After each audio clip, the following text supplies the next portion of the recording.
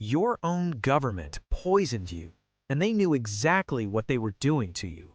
This is not a conspiracy theory. This is documented. The United States government admitted everything.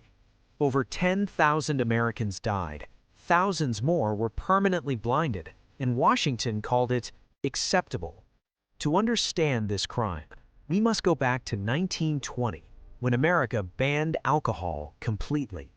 The 18th Amendment made producing, selling, and drinking alcohol completely illegal across all of America. Politicians promised Prohibition would create a cleaner, safer, and more moral American society forever. Instead, Americans simply found new ways to drink. Underground bars called speakeasies opened everywhere immediately. By 1925, there were over 30,000 illegal speakeasies operating in New York City alone. Bootleggers made fortunes supplying illegal alcohol. Crime organizations grew more powerful than city governments. The government was furious. Americans were ignoring the law completely and openly without any shame. So in 1926, the government made a decision that was truly unthinkable and deliberately murderous. They ordered industrial alcohol to be poisoned with deadly chemicals before releasing it to manufacturers. The chemicals added included methanol, chloroform, kerosene, and gasoline. Any one of them could kill you.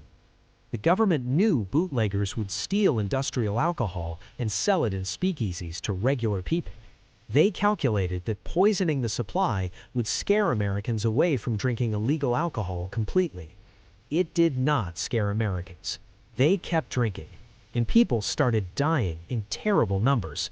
On Christmas Eve 1926, in New York City, 60 people died from poisoned alcohol in one night. Doctors watching patients die realized immediately that this was not normal alcohol poisoning at all. They tested the bootleg alcohol and found massive amounts of methanol mixed deliberately inside it. Methanol attacks the human nervous system directly. It causes blindness, convulsions, paralysis, and then death. New York City medical examiner Charles Norris went public and told newspapers exactly what was happening.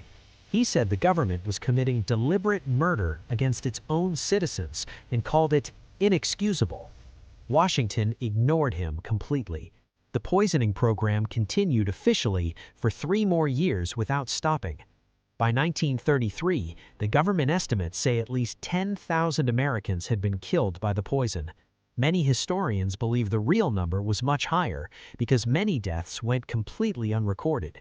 Thousands more survived but were left permanently blind, paralyzed, or with severe brain damage forever.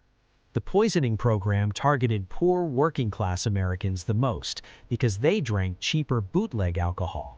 Wealthy Americans drank expensive imported alcohol from Canada that was never poisoned by the government. Canada played a significant role supplying safe alcohol to wealthy Americans throughout the entire Prohibition period.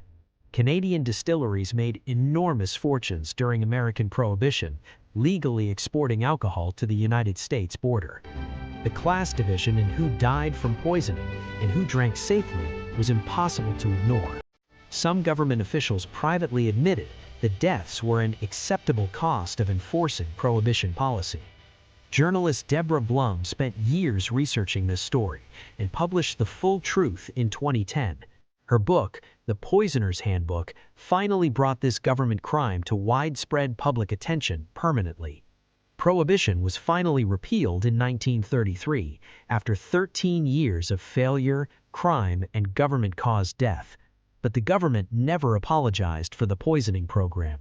No official was ever charged or prosecuted.